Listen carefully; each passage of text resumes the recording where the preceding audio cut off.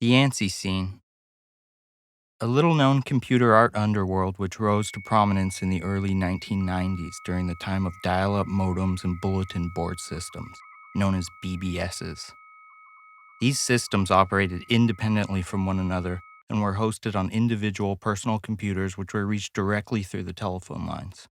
They were accessed through password and clearance from the computer's owner, so private underground subcultures were able to manifest in many forms that are no longer possible with the surveillance embedded into the way the internet is now accessed.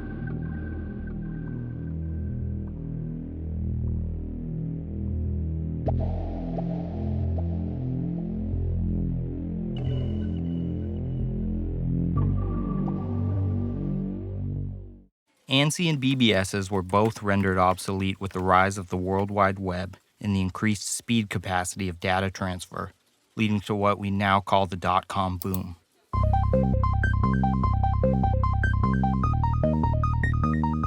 Hundreds of thousands of artworks were made to be displayed on BBSs, with only a tiny fraction still surviving.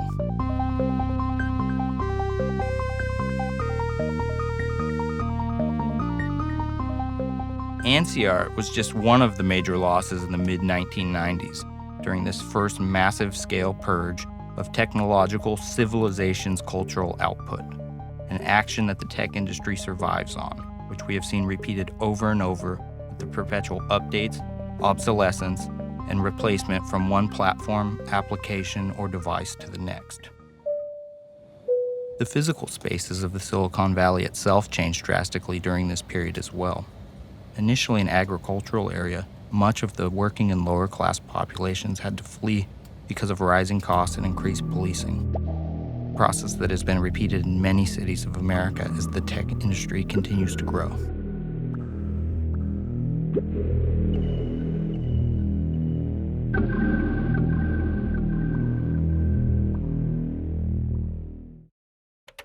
ANSI was a text-based form which allowed color graphics within the MS-DOS operating system. The artwork was typically constructed out of rectangular and square blocks, displaying 80 characters wide and 25 high at a time. 16 colors and 4 shades of density were available for each block. These were placed into a text grid one at a time using the keyboard. The arrow keys were used to navigate, and the mouse could be used for minimal copy and paste functions. Graphics could take days, weeks, even months to create, as artists began finding ways to stitch multiple screens together into long scrolling artworks.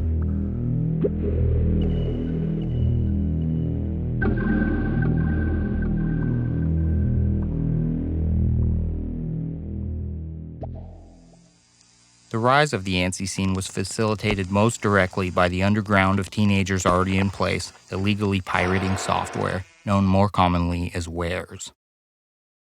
In the 1980s, kids' appetites for computer games outweighed their budgets, and they began sharing them with one another. Software companies quickly wised up, embedding various forms of copyright protection into the programming so that only the original purchaser could access the software. Hackers became fluent in the programming languages games were coded in, and found elaborate ways to crack these protections. Pirate groups were formed all over the world, and a massive-scale competition began with groups racing to crack and distribute a new game under their banner before their rival groups could.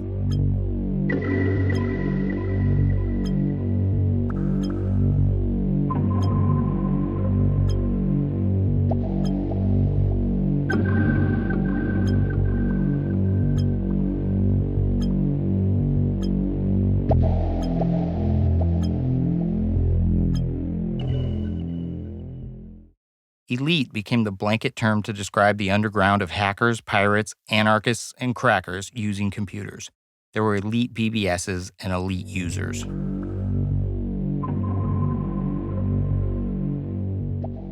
The general population of computer users was referred to as PD, or public domain, or the more derogatory term, lamers. The users of early large-scale online providers like CompuServe, Prodigy, and America Online, or even those who used the smaller multi-line chat BBSs, were thought of as squares and disregarded completely by the elite counterculture. Elite users seem to be a direct carryover from the original anti-authoritarian, free information, utopian ideologies that had spawned much of the personal computer revolution itself, where the PD users felt more like that period's version of a basic consumer class. By the 1990s, a common way of declaring an elite affiliation would be when a group had all capital letters except a lowercase I. Much of the language and spelling permutations developed by the elite scene are still found in common internet usage. The vernacular of computer slang itself is likely rooted in the earliest generations of elite users, who were able to communicate with each other freely across a much larger geographic span than the PD computer users, who were often relegated to using local BBSs in their own area code. Great measures were taken by wares groups to get software and games before anyone else, at times before they were even released. The term zero-day wares became a popular tagline, meaning brand new wares that had just been released that same day. The group that cracked a piece of software would insert a sort of digital graffiti into the intro that would display when it was loaded, claiming responsibility as a sort of brag right.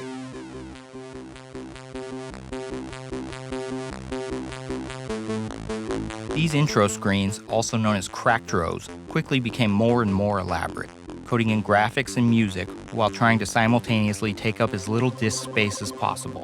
1 megabyte of data was still something that took a huge amount of time to transfer over a phone line, and a floppy disk could only store 1.44 megabytes at a time.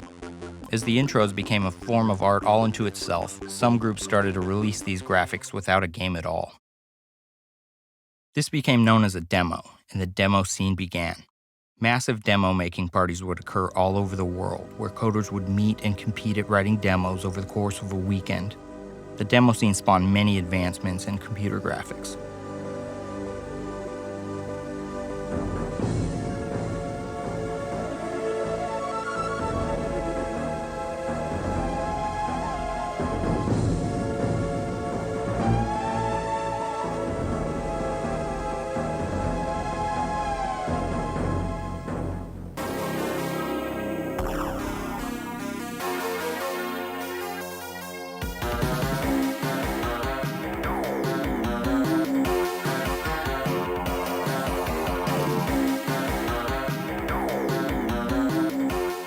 Wares groups continued to release nearly every piece of new software to hit the market, from games to operating systems.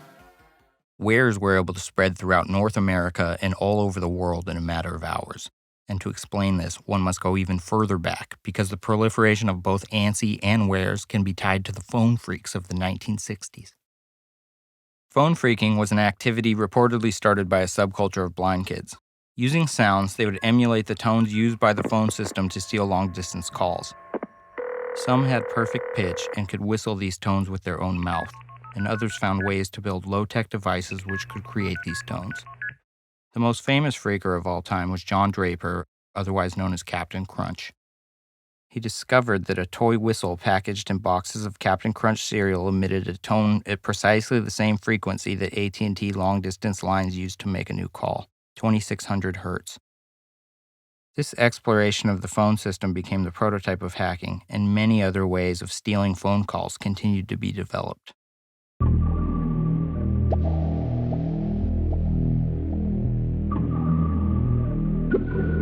While ANSIs were being made for virtually every BBS in North America, it was the Wares BBSs where the ANSI scene first surfaced. ANSI groups, similar to the Wares groups, began to spring up, creating graphic interfaces for pirate boards.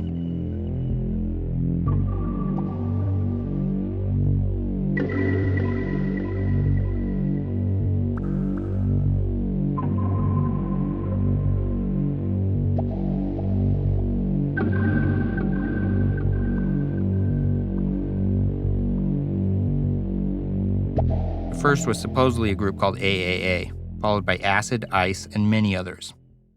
In addition to the actual artists creating graphics, groups would have various other members and a chain of command. Senior staff would be in charge of operations. Coders, who would program custom interfaces and applications to look at the ANSIs, which normally came with each pack. And typically a division of couriers who were in charge of distributing the packs to BBSs all over the country affiliated with the group. The top groups often had members who specialized in providing its other members with PDX numbers to get free long-distance calls, setting up dummy 1-800 numbers to member BBSs so they could be called toll-free, and providing multi-line teleconferences so people could talk at once. And lastly, accumulating stolen credit card numbers used for a variety of purposes, including the Unix accounts that members could use to access early forms of internet relay chat and FTP sites for file sharing.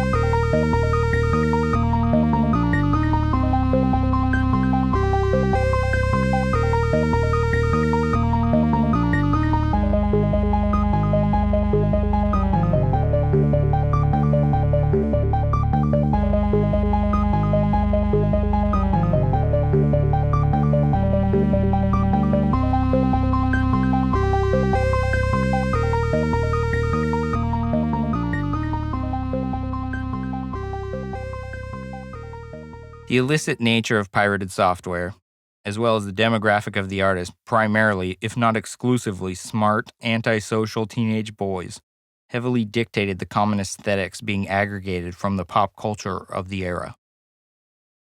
The most common graphics were evil-looking scenes reminiscent of death metal album covers or J.R.R. Tolkien and Dungeons & Dragons styled fantasy scenes. Slick, gangster-like crime graphics often appeared as well. This was still a time when people good with computers were primarily nerds, escapists spanning from the classic pocket protector archetype to the beret, jungle boot, and trench coat clad stoner, or just the weird kid that always wore sweatpants and read Mech Warrior sci-fi books in the back of the classroom and turned out to be able to type 80 words per minute with only his 2 index fingers. What we now know to be machines you can simply take out of a box, press an on button, and be told what to do in a series of simple pictures and commands in order to access the far spans of the world within minutes is a very different scenario than the all-black screen that required elaborate command strings to perform even the simplest action.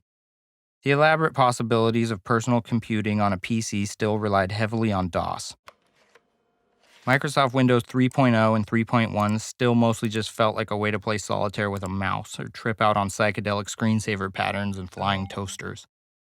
Macs were just something your mom's uncool friend accidentally got talked into buying by someone at a store. To become an expert at navigating a computer required day-in, day-out dedication, and waiting for the machine to actually process and perform most of the tasks seemed to take even longer. Only the most obsessive, patient, and inquisitive personality types thrived in these conditions, and hopefully they had a good chair.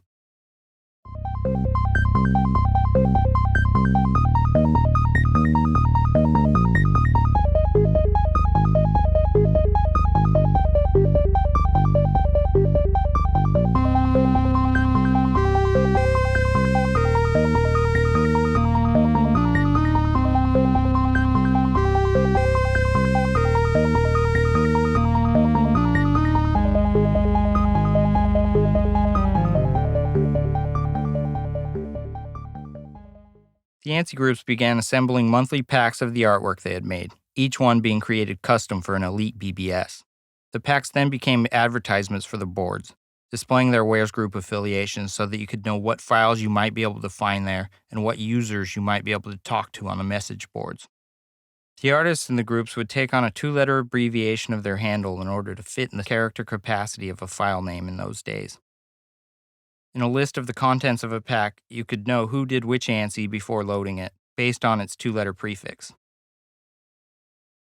If the phone number of the board was not listed, it normally had an area code, so you could try to find ones that were local to you. Every major city in America had them. It would be common to see the line no ratios for LD callers, which meant long-distance callers did not have to upload files in order to download them. In those days, though, even a single area code might cover a massive span of geography and carry long-distance tolls. Every kid got in trouble for the phone bill at least once. But the commonality of hacked 1-800 numbers linked to good BBSs, sometimes without any knowledge of the sysop at all, allowed those who were not active phreakers themselves to access long-distance boards regularly.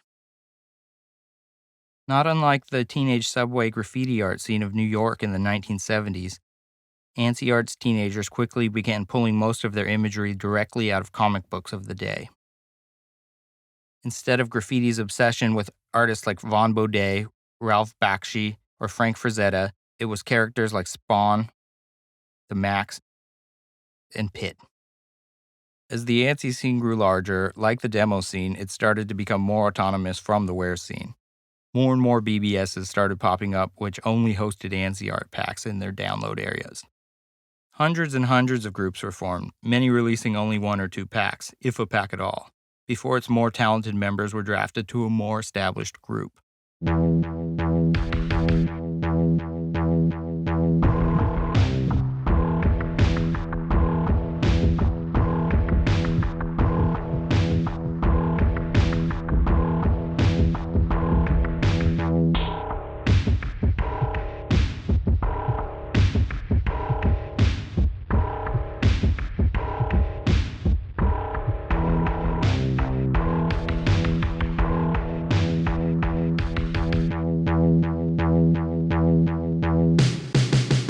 Acid and Ice remain the talented mainstays and biggest rivals throughout the entire duration of the scene, thanks to heavy recruitment of artists from the smaller groups.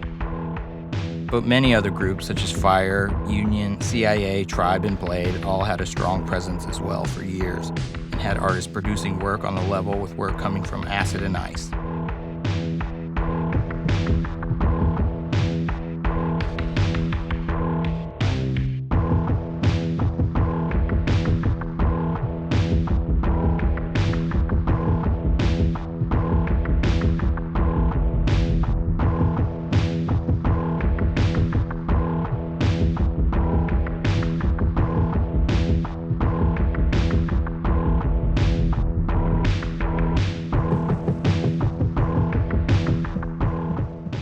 Unlike a youth art subculture like graffiti, where physical interaction often occurs and therefore an underlying threat of violence and warring dominates much of its ontology, ANSI was occurring remotely, so elaborate forms of criticism were able to develop.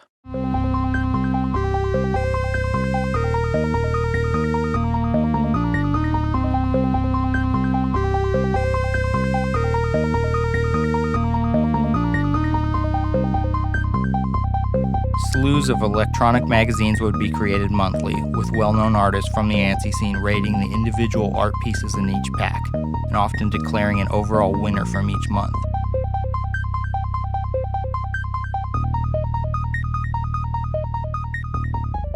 These would also include articles about the scene and interviews with its legendary artists.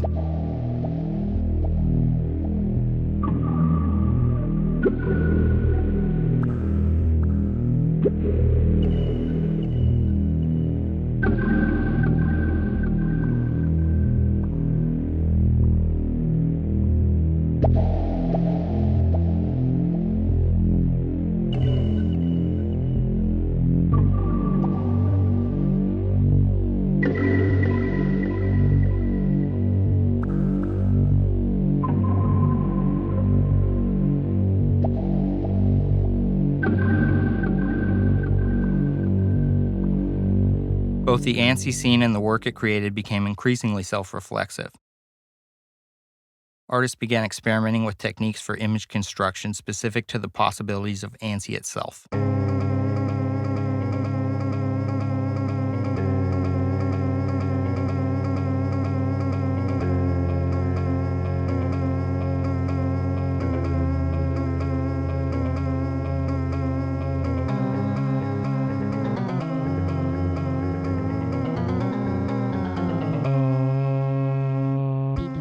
Prominent trends and application techniques for shading arose. the equivalent of artistic movements, which could entail any number of things. Funk, for example, was a text trend started by artists like Minor Threat, Mass Delusion, and most famously the font artist Hannibal Lecter from Acid, who switched to Ice under the handle MCA. Funk, in its inception, was likely inspired by Parliament Funkadelic. It involved absurd neon-like complementary color combinations and a heavy dose of irony. Nakotic was often credited with making Goop and a sort of digital blur popular.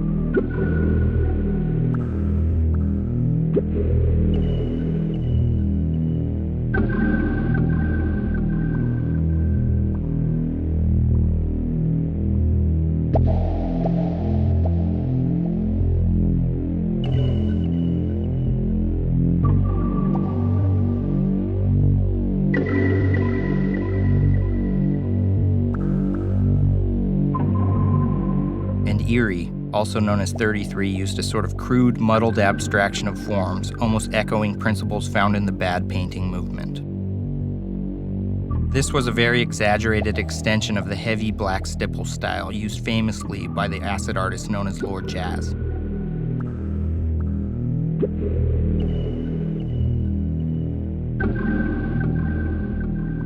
Last but not least, the toon artists, in the expedience of their shading style, or lack of shading at all, allowed artists like Jed and Toon Goon to have some of the most prolific output in the history of the scene.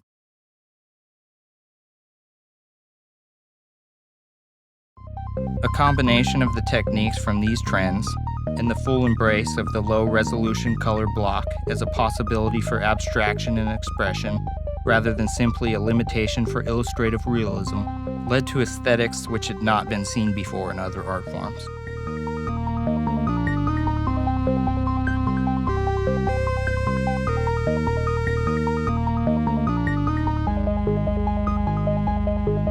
Many of the trends in ANSY's history are also related to specific features of the changing software used to create the ANSYs.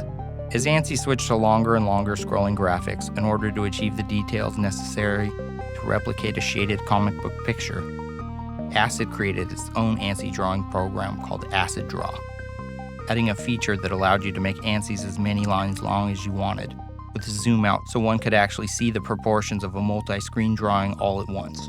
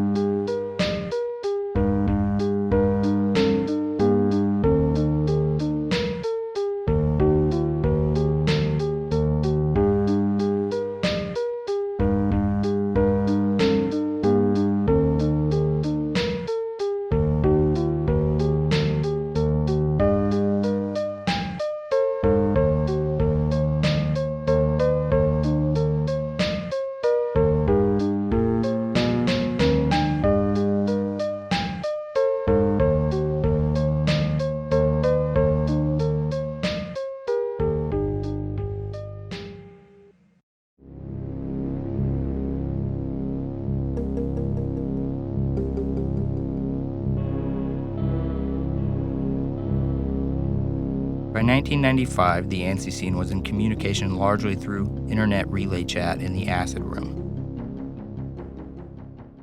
BBSs became less and less necessary for the communication aspect that kept the scene thriving. Without BBSs to display work, ANSYs no longer had any practical application other than the art packs themselves. BBSs went in heavy decline with the rise of the internet. As the modems got faster throughout the course of the ANSI scene, graduating from 2400 to 9600 to 14.4 to 28.8, by the time it got to 56K, connections were finally fast enough to transfer a photographic interface through the internet and facilitate a fully functional World Wide Web. Plenty of the ANSI groups also had VGA graphics in their packs, and many of those VGA artists joined the ranks of the first generation of web designers, HTML coders, and domain name hoarders.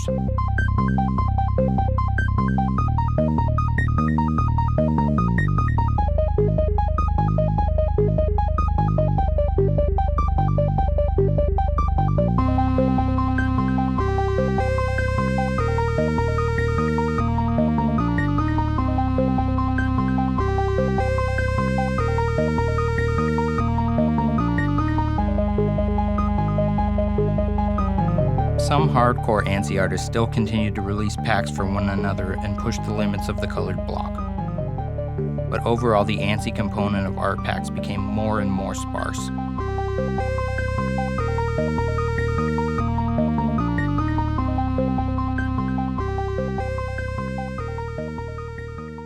As derelict, lonely teenage boys often do, they go off to college, get their first job, or get their first girlfriend, and no longer have the time to contribute the amount of dedication ANSI required. Or they just switched over to AOL chat rooms in hopes of actually getting their first girlfriend, like me.